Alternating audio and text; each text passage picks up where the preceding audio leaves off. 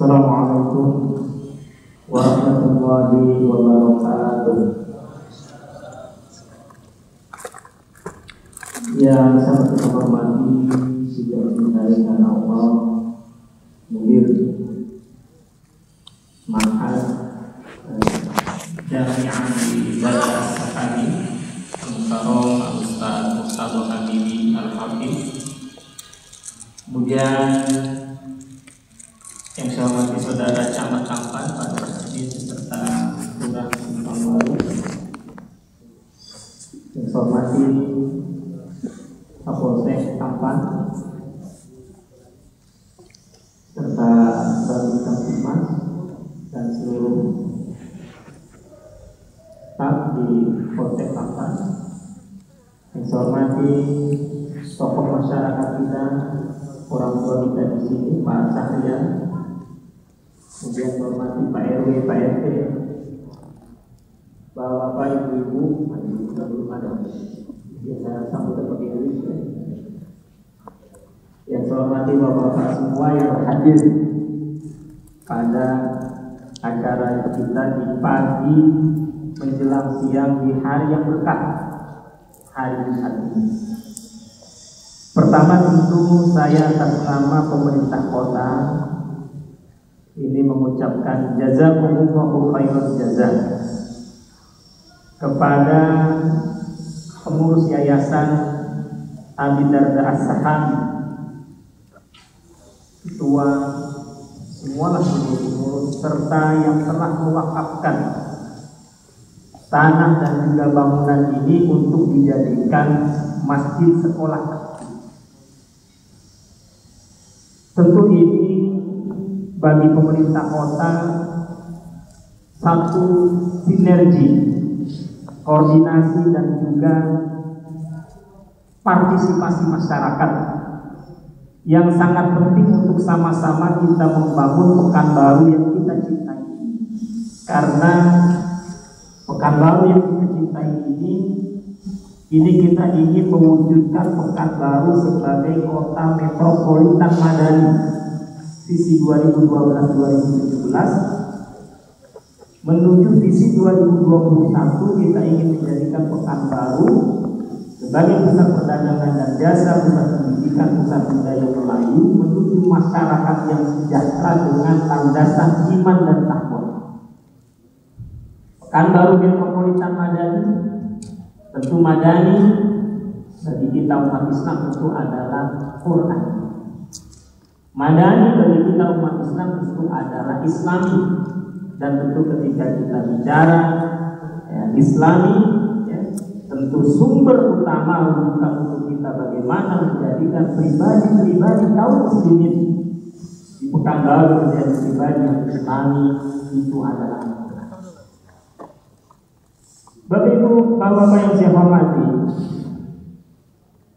kalau kita perhatikan memang semangat kami dulu bersama Pak Wali, Pak Taryal, Pak Kapolsek, Ustaz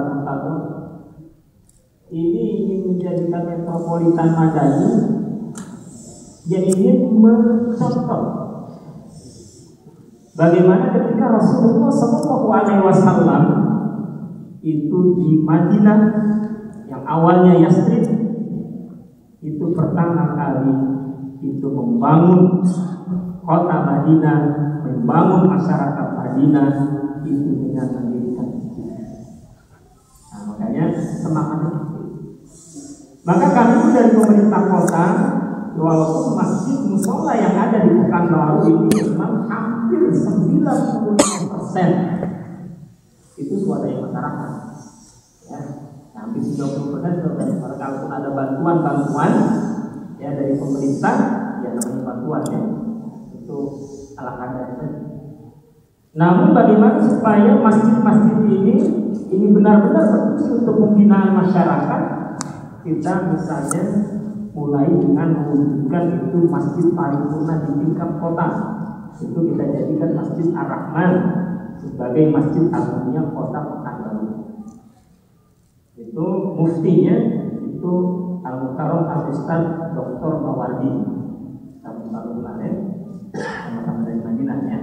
Nah, jadi muftinya di sana. Nah kemudian di tingkat kecamatan kita ada masjid paripurna. Kalau kecamatan Tampan ini masjid paripurna Mutakin ya, Al-Mutakin di Simpang 4 ya. Setiap kecamatan kita bentuk, kita jadikan satu masjid yang masjid itu sudah swadaya masyarakat, tapi kita kemudian menetapkan imamnya ya. Dulu waktu seleksinya ya, sebetulnya saya menginginkan saat itu imam-imam di masjid paripurna kecamatan Pak Camat itu hafal 30 juz. Ayo ya Pak Nasri nanti katanya kurang-kurang beliau selesai. Jadi ini saya itu dulu. Jadi masjid paripurna di kecamatan itu imamnya hafal 30 juz. Karena saya minta nasihat pemutar-pemutar itu harus 30 juz. Ya tapi karena memang ya saat itu ini akhirnya dikurangi jadi 5 syaratnya, walaupun ketika tes sebetulnya banyak di antara imam-imam kita yang sekarang di kecamatan-kecamatan itu yang hafal 30. Nah ini kita lakukan. Nah kemudian di tingkat kelurahan ini juga kita bentuk masjid paripurna ini. Masjid yang sudah dibangun masyarakat kemudian kita jadikan SKK masjid paripurna yang ini juga imam-imamnya kita. Kenapa ini? Karena memang bapak-bapak yang saya hormati, masjid ini bagaimana bisa menjadi ya, kalau saya istilahkan ini benteng terakhir ini sebetulnya masjid ini ya, untuk pembinaan masyarakat. Nah hari ini kan sebetulnya di era globalisasi seperti ini, di era tantangan ya, umat manusia saat ini penting sekali ini ya, penguatan nilai-nilai iman. Ini sangat penting. Sebagai sebuah bangsa kita ini tantangan-tantangan kita, Bapak Presiden kita sudah menyatakan Indonesia darurat narkoba. Kasus narkoba tanam, bupati kan narkoba, tahu dilatih 2 bulan, nah kena narkoba. Bayangkan, hampir semua. Makanya Presiden mengatakan Indonesia darurat narkoba. Selamat datang Pak Kapolda. Mulai jadi ini tantangan-tantangan kita sebagai sebuah bangsa. Indonesia presiden darurat. Bahkan Menteri Hukum ya, Pak Yasona itu mengatakan Indonesia bukan hanya darurat narkoba, Indonesia juga darurat pornografi. Maka karena Indonesia darurat pornografi, banyak film-film porno yang ditonton oknum-oknum orang di Indonesia, kita lihat sekarang hampir kita disuguhkan berita-berita tentang kekerasan seksual. Ada yang terhadap anak, misalnya kasus Yuyun di Bengkulu, ada yang kasus Eno di Tangerang. Dan ternyata itu tidak hanya 2 kasus, hampir seluruh Indonesia, dan mudah-mudahan tidak ditambah. Ya Pak Kapolsek, mudah-mudahan tidak ditambah. Tapi hampir seluruh Indonesia ada kasus-kasus ini. Kenapa? Ya tadi pernyataan Pak Yasona. Dan ternyata ada sebuah survei ternyata orang yang suka membuka konten-konten porno di Pak Kamenan itu Indonesia. Di Indonesia ini suka orang buka konten-konten ya porno di Indonesia. Mudah-mudahan ya, bukan kaum muslimin, mudah-mudahan mudah-mudahan. Tapi itu bahkan itu asal. Nah ini yang kemudian kasus-kasus ya boleh dibilang seperti di mana-mana muncul. Nah disinilah pentingnya masjid menurut saya. Nah apalagi tadi sudah disampaikan oleh Ustaz Murtado, program-program kita ada program takhusus 2 tahun Pak Kamenan hafal 30 juz. Beliau ini selain Kamenan ketua harian yang PPTG. Jadi nanti yang PPTG nggak usah pusing-pusing Pak Kamenan. Kalau nanti masih jadi ketua harian kita Ustaz gitu. Tinggal datang ke sini, ya Ustaz Murtado kami perlu ya para hafiz. Ya kita masuk sementara kan laki-laki dulu nih ya. 2 tahun sudah 30 juz dan itu penguasaan yang baik dan benar. Karena banyak juga yang bilang 30 juz kita ya kacau-kacau ini.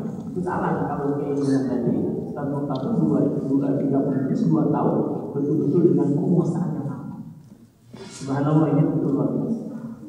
Nah kemudian selain itu juga program-program untuk masyarakat kaum muslimin. Bapak Ibu, kita harus bersyukur ketika ada masjid-masjid yang digunakan untuk program-program.